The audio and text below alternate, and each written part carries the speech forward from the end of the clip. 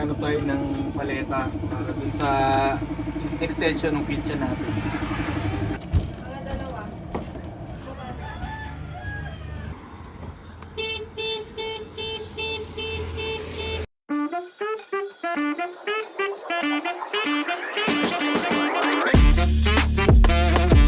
Morning!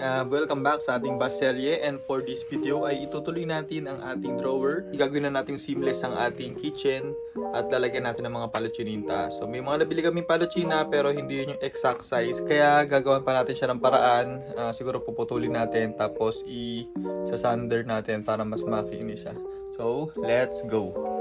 So yung plan natin nga is i-extend tong kitchen natin, kaya magagawa tayo ng mga ganito. So, ang problem is hindi ko na makita kung saan nakabili nung ganitong type ng paluchina. Nakabili kami, same yung thickness niya pero iba yung lapad dito. Kaya i-modify pa natin yung isa, puputulan natin para same size sila. Ayan, yung gagamitin natin. Oh. Yung mga kapal kasi yun nandun, di ba? So, gawa tayo ng parang jig na may ilalagay natin dito yun. Tapos kakatamin natin hanggang sa malapit na siya dito sa Okay. ito. So, parang maybe dalawa. Tapos, parang meron lang siya stopper dito. Tapos, ilalagay natin yung mga paluchina doon. Tapos, kakatamin natin siya hanggang sa lumipis. Malapit siya. Para repetitive. Pwede siya ulit-ulitin. Magka-ano na sila. Pantay. Pag pantay na, parang actually parang Mukha? Oo, magkano naman sila. Natatakot lang ako dito sa may mga pako to eh. Wala namang pako yan. Wala yan. Kita naman kasi kung pako. Wala naman sa loob. Yan, puputulin muna namin. Lilinyaw mo ganyan lang. So, ikakat muna natin itong mga to sa sukat na kailangan natin.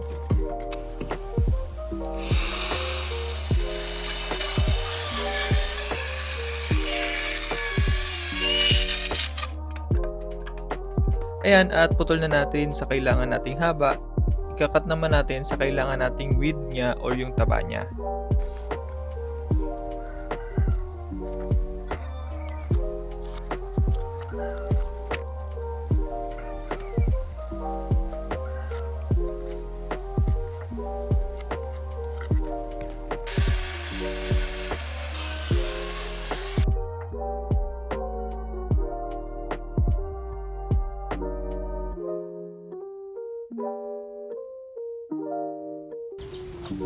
So ito, next natin, kakatamin natin yung mga sides para at least pantay-pantay siya.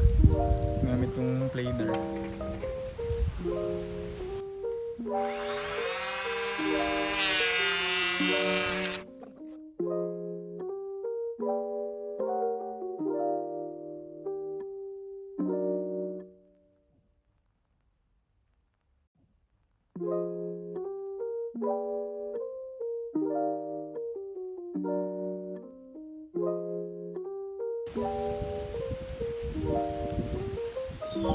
Hindi kaya makatam natin to. Kung gusto mo, lagyan natin ng spacer. Para dito lang tayo. Pero, malalaman natin kung okay na.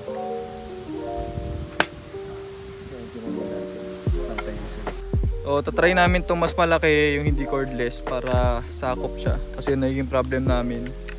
Saktong-sakto siya dito, minsan lumalagpas yung planer.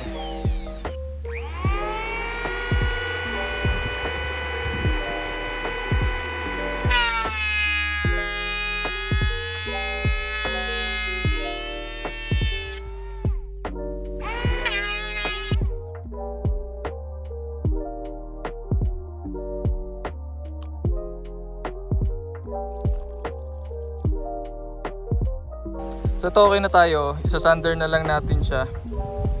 Tapos try na natin siya dun sa taas ng ating drawer. Lalagyan ko sa sigaw. Ano ka po dyan, boy? Gusto ka? Tingnan mo tong hayop na to.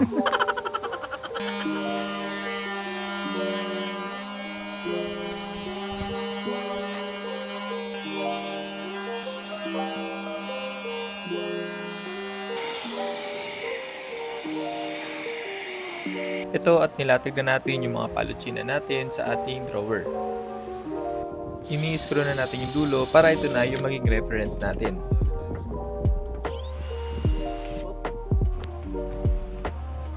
Tinayin.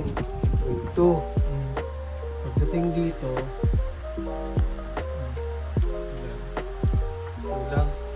O, ba't in-adjust mo? hindi, sandali.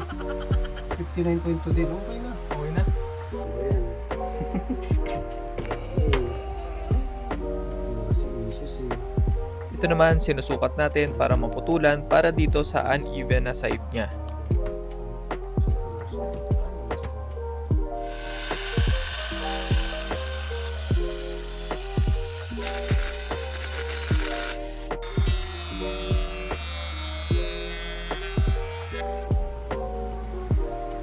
Dito na namin sila ikakat para isang putulan na lang. Tapat mo nga dyan. Putulin natin.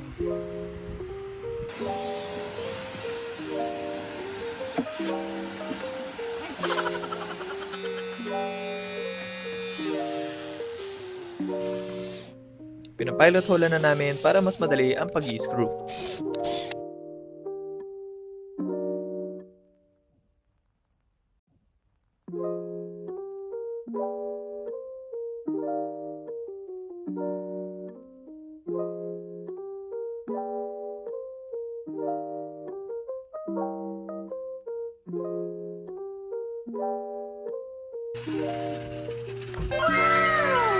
Break time muna, break time.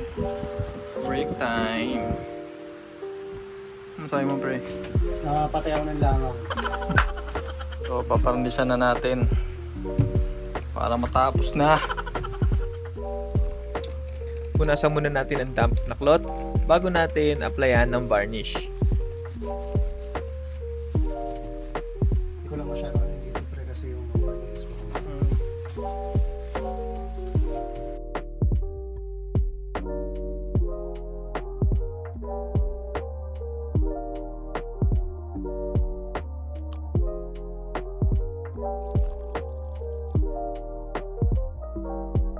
Yung kulay niya ngayon, hindi pa namin mahabol yung kulay nito eh.